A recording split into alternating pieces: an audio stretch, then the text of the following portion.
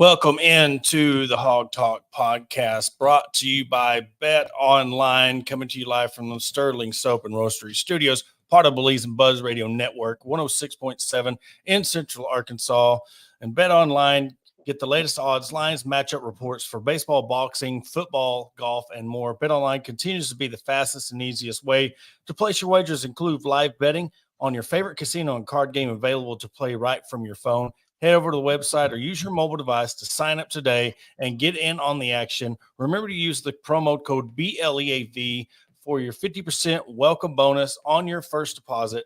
Bet Online, where the game starts, and we welcome you to Season 2, Episode 1 of the Weekly Women's Sports Report. Adam joins me this season to talk about everything going on women's sports, and with women's basketball starting up in a month and everything with the soccer team in the top 10, the volleyball team, highest ranking ever, the number one golf team in the country. It's fitting that we start right now. There's so much to talk about, and that's where we'll start. I know not too many people, they know how good the golf team is. They know what Shauna Estes Taylor has built there, and just the amount of pros that Arkansas has produced. And we knew that Maria Jose Marin was going to be good coming in. I remember before she even stepped on campus, she was doing events in Mexico and Spain. So just the fact that they got number one ranked, I know they finishing sixth in this latest tournament, but their fall season is over with. They don't start back up till February. So just your main thoughts on, another thing that we can kind of be happy for, Yeah. I think golf is overlooked. It's easy to overlook, I guess, because it doesn't get the hype. It doesn't get the publicity. But they get to hang their hat on their rankings. And, you mentioned Maria being 17 years old, and she's rated I think 18th best amateur in the world. Yeah. So, that's absolutely insane. So I'm looking forward to February. Like I said, you don't get to see them. I keep up with more of their highlights and whatnot than actually getting to watch full.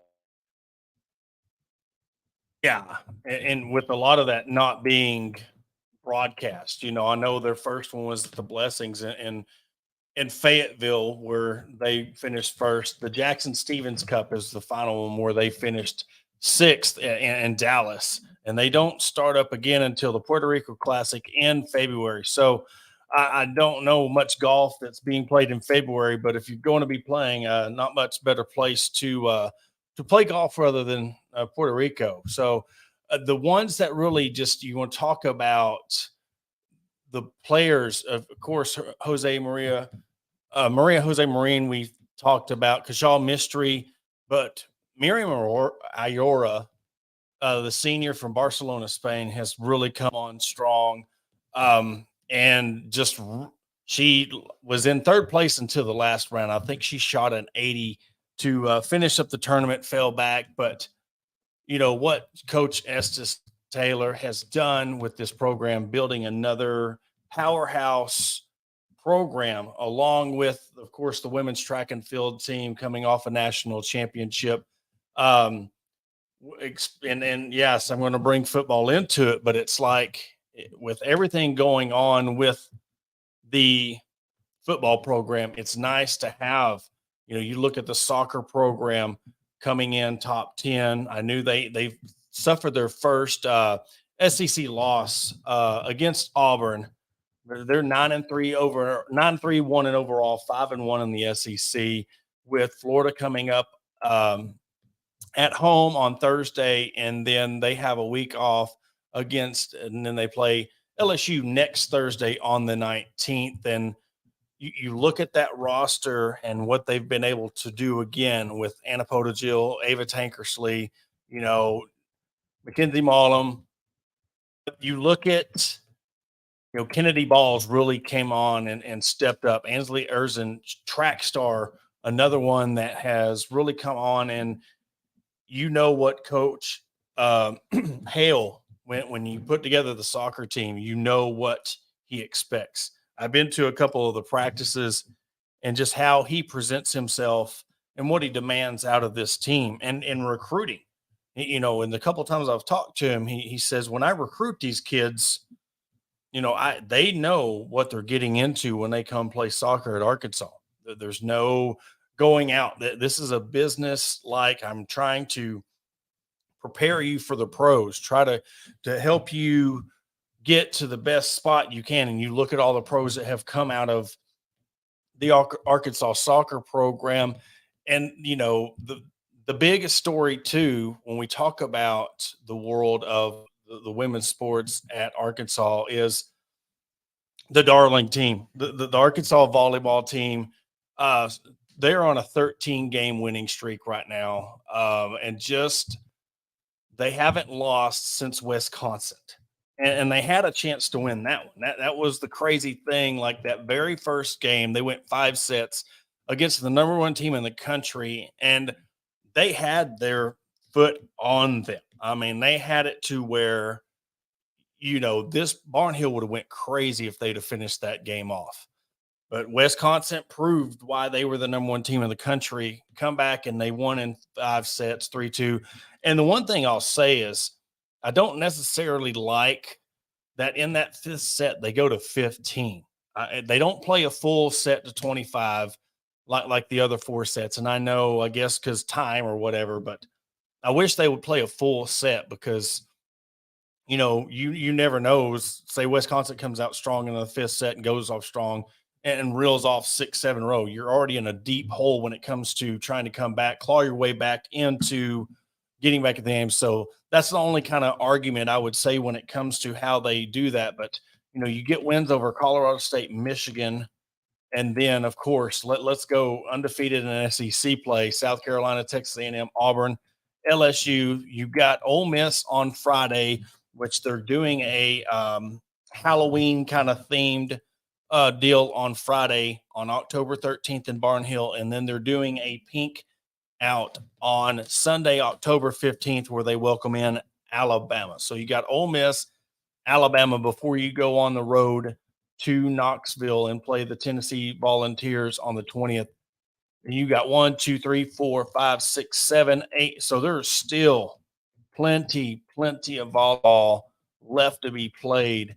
And Coach Watson, when it comes to being thankful and appreciative of the coverage he gets and the people who cover the sports there at Arkansas, he's one of the most appreciative guys. Always pleasant. You see the volleyball behind me that he had the team sign for us to hang in the studios, and the time they got to go watch the practice. I mean, these girls. I mean, Jillian Gillen and Taylor Head. You talk about what we've talked about with Chelsea Dungy, Lenny Malkin in the women's sports. Just building these programs and setting that foundation. Those are two names that you're going to remember for a very, very long time.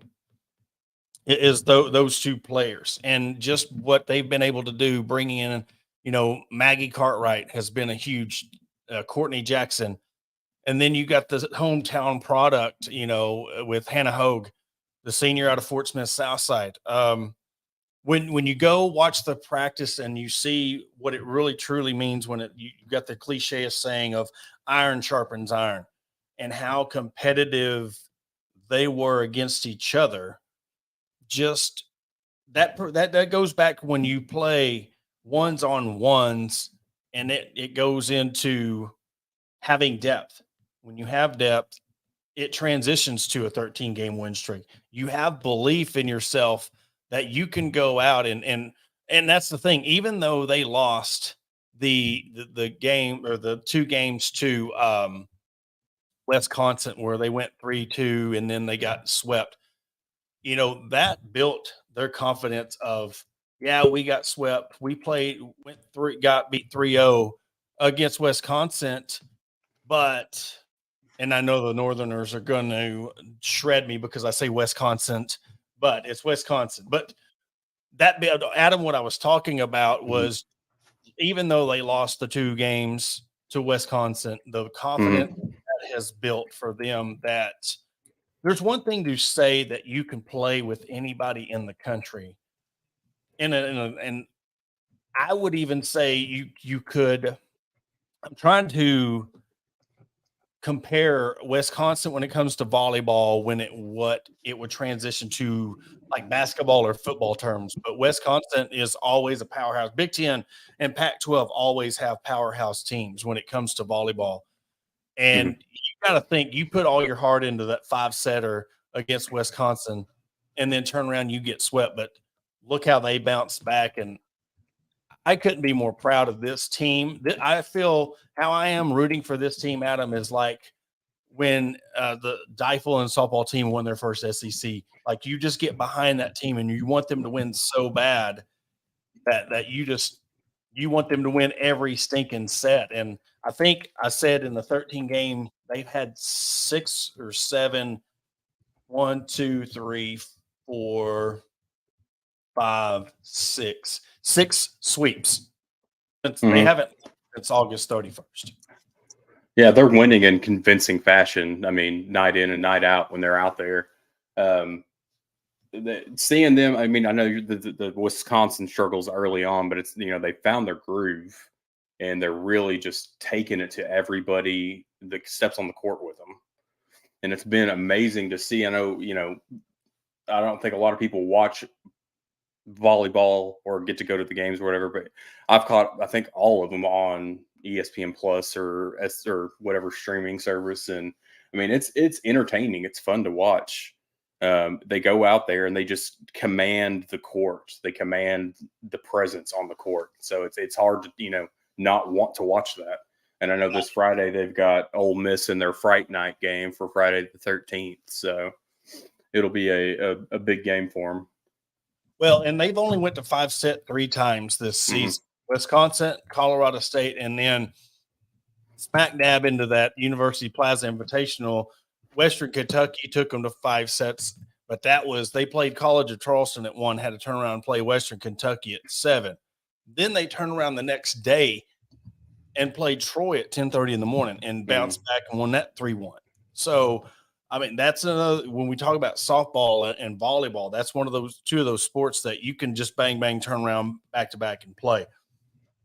But yes, that Friday the 13th, the Fright Night, I think they said if kids come in costume, you get in for $3.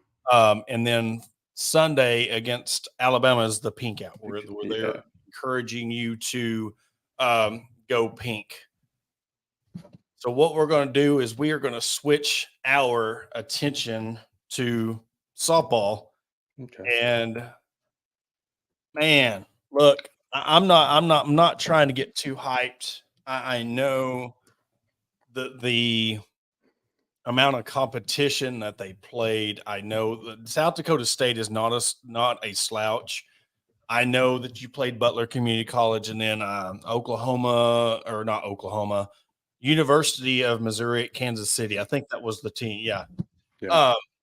So yes, they didn't play, like an SEC schedule, but when you're playing in the fall and you're just kind of going through the motions and getting your pitching staff, 2 things I noticed: Bree Ellis is everything. Yeah. 7, I think they said she went 7 for 7, had 4 or 5 home runs. And then she ended up with 15 RBIs in that weekend. And I'm telling you, that lineup is lethal. Because who are you going to pitch if you get Bree up? Who are you going to pitch around, or are you going to pitch around her to get to Halverson? And then you got Nia Carter. Then you got Kamenzen. You have so much firepower when it comes to the softball team that their lineup is going to be absolutely brutal. I know that Coach Deifel put out one of her cryptic tweets today about the commits and, having the number 1 recruiting class in the country a couple years ago. Now you're seeing what's happening with Robin Heron coming back. She is fully healthy. The second thing I really wanted to notice, and this is a pitcher that come from Tennessee that has had some issues, confidence issues, and Callie Turner, I noticed, and I talked to Ethan Westerman, who was up there. She's ended up, she's got glasses on and looks like the sports glasses. So I was thinking, all right, maybe that was an issue, her vision, not being able to paint the corners, getting out of the strike zone, not being able to see, leaving them up and getting in a jam, and then her confidence would go down. But I noticed her having those on and getting, maybe this is the year, redshirt senior from Tennessee. Maybe this, because that's what's held them back from getting Oklahoma City. Yeah, and we talk about the other sports when it comes to like Texas and OU coming in, but nobody has more of a daunting task than softball with having OU joining the conference. Oh yeah, and I think that they're doing everything in their power and Coach Deifel's power to get this program in the best possible spot before OU joins the conference. Mm-hmm.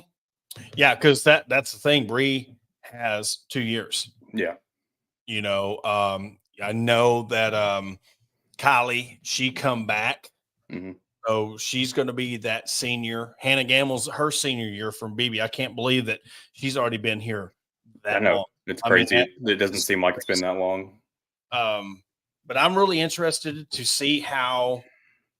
I know we're going to talk about the offense, but I'm really excited to see how the defense comes around. Someone that has not been talked about enough is Nijan Fontenot. Mm-hmm. She was the one that was injured last year at the very first of the season. So speed. Her and Reagan Johnson are just crazy speed in the outfield. I'm really excited to see because they're going to have so much depth. They are. They're going to have just as much depth as the women's basketball team. And that's going to be that missing piece. Can Morgan Linestock come in and help them out in the pitching rotation? Hannah Kamenzen coming in. Is she going to be able to be another, is she going to be able to raise her game?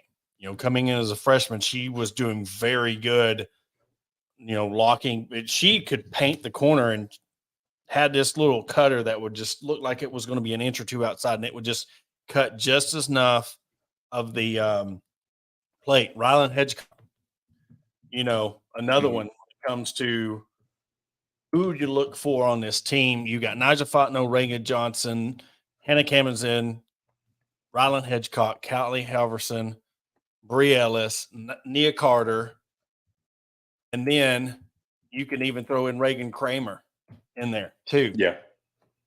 So I'm trying to see. I mean, that's going to be the biggest thing is who are you going to pitch around because I don't think they can pitch around many of them. I mean, there's No. always going to be somebody there. So offensively, I don't think that there's going to be issues. I think the defense will be great. They have great speed. I think it's the pitching that's going to be a little bit of a question. Do you have somebody that can shut things down, close them out to attribute to the offense that you have? The pitching has kept them out of both times they could have went to Oklahoma City. I mean, just not having the depth. You relied on, one pitcher to really get you there, whether it's Storms or Half. I mean, it's just you look at what they've been able to do with the pitching rotation, and just not having those. You got to have 2 or 3 people, and what helps you now is the layout of the Women's College World Series is you could have 2. You could have 2 solid pitchers, 2 aces, and get you a national championship. That's the good thing. You don't need 3, because if you went out the layout of the Women's College World Series, you could see your ace 2 or 3 times. So that helps out. We'll wrap things up. I know we wanted to touch just a little bit about women's basketball, what to expect out of them, but another team that, Adam, I can't talk enough about, because this is a very, very, very important year for Coach Neighbors. This is a very important year for the women's basketball team. Coach Neighbors knows. He knows they need to win a tournament game this year. And you heard what we talked about when we're talking about KJ Jefferson and sending him out with his flowers, per se. Yeah. You want to do the same thing for Michaela Daniels. This is her 5th year. I mean, that's the crazy one for me. I've covered her every year since her freshman year. And watching her now compared to where she was when she was a freshman coming in, and that's going to be the biggest difference with this team. When she come in, she started. Mm-hmm. She has played I think she's played more games than any other player in the history of Arkansas. I know the COVID year helps out with that, but to come in and be able to score 30 as a freshman, and you watch Samara Spencer, she's a junior. I feel like she's a senior right along with Michaela, just how long she's been here. It's crazy that I can't believe Michaela's already a graduate senior, and then we're looking at Samara as only a junior. Yeah, I mean, and going back to when we had Coach Neighbors on the show, I mean, he said this is one of the, we're going to see something that we haven't seen, that the ball's not going to have to run through Michaela every single time, Mm-hmm. that there's people around her to actually give her opportunity to move without the ball, which this team hasn't been accustomed to. You watch this team, and they have 2 deep, some spots 3 deep at every single position. Talia Scott, Carly Keats. You're going to hear Talia Scott's name. She's the freshman phenom. But I'm telling you, Carly Keats and Christina Sanchez, they're dogs. I mean, just being able to watch all of them play. And Miriam Dowda, 100%. That's the thing, and I do want to bring this up, is they got a lot of flack saying, well, they have 4 McDonald's All-Americans on their team. Miriam Dowda was hurt last year. She was not fully recovered. If you didn't watch the game, you didn't realize she was not 100% on that knee. Now she's 100%.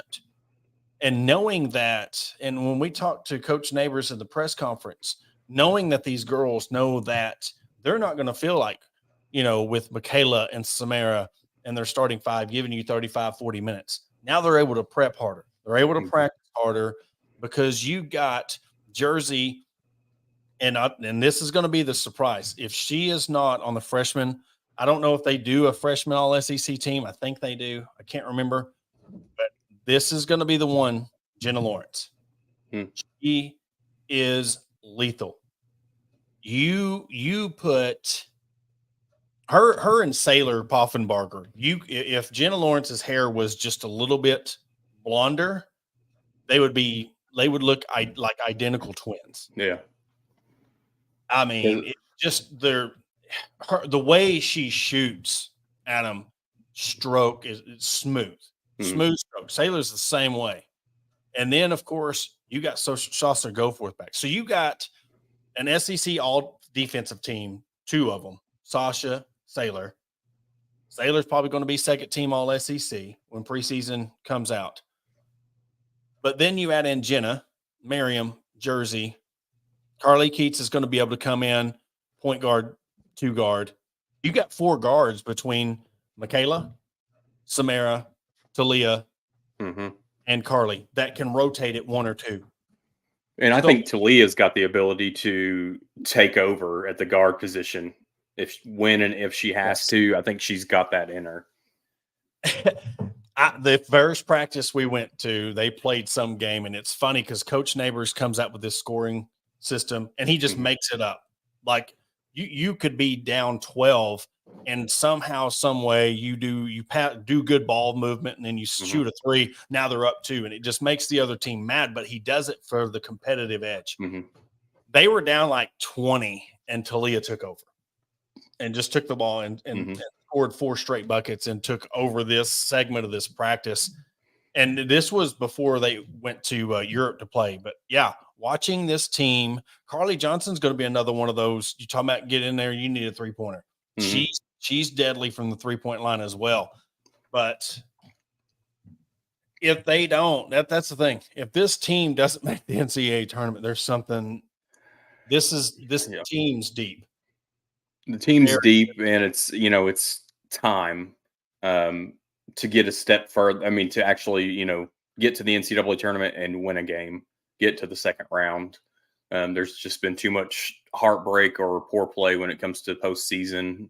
And, I know that they're ready to get that monkey off their back. Yeah. And we're talking about, the SEC when it comes to softball and how deep that is. Think about OU and Texas coming into basketball along with South Carolina, because you're bringing Vic back. He's at Texas. He was at Tennessee. I mean, the coaching staff in the SEC is getting deeper and deeper. And with Arkansas running the press, they get that rolling. I can't wait till. I mean, it's probably going to take. I'm going to be real with it. They're not going to just come out and start pressing people and having 8 and 20 turnovers a game. They're going to ease into it. But I'll tell you what, come SEC play, when they get that all rolling, I'm telling you, I'd put money on that. This is going to be one of the most electric years for this team. The schedule, you talk about their schedule. Last year they had to play South Carolina twice, LSU twice. I mean, they really it was brutal. It was brutal. I know. Look, I know. I've covered the team, listened to all the stuff I know, and I'm right there with the realist part of it. I know they should have done better than what they have. But when you look at this season, only having to play South Carolina, you play South Carolina in Bud Walton Arena. That's your last home game. So you want to talk about sending Michaela Daniels out. What better way to send her off at her very last game in Bud Walton Arena than beating South Carolina at home? I mean, that would be right up there with UConn. South Carolina is one of the programs just like UConn. We talk about favorable schedules in other sports and whatnot, but this one for the women's team is very favorable. I mean, yes, you're at LSU, but then having, like you said, South Carolina at home, it only having them one game each. I mean, if you get it done everywhere else, you put yourself up there in the top 3 or 4 teams. Yeah. The one that's going to really be, you look at Ole Miss, that's going to be a tricky game because you've got Alana Eaton and Marquisha Davis there. Yeah. That's going to be one. Another one's going to be Mississippi State. Aaron Barnum will come back to Bud Walton on January 11th. That's going to be another one where Mississippi State. But this stretch where you go at Florida, at Tennessee, Tennessee's tough. And then right before you play Vanderbilt or South Carolina, you play Vanderbilt on February 25th. That's always a tough game. Yep. Raff is done for Vanderbilt.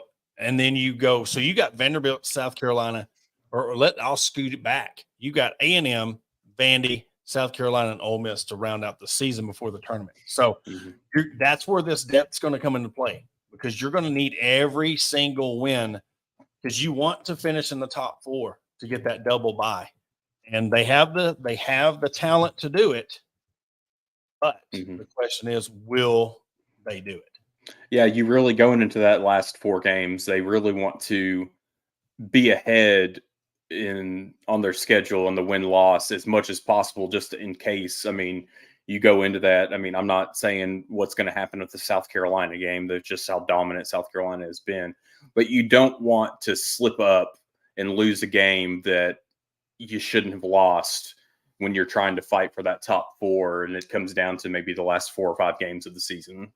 Yeah, and that's what's always kind of been their kryptonite. They always go on these 3-4 game losing streaks, and then Coach Neighbors has mentioned that. How are they going to come out of that?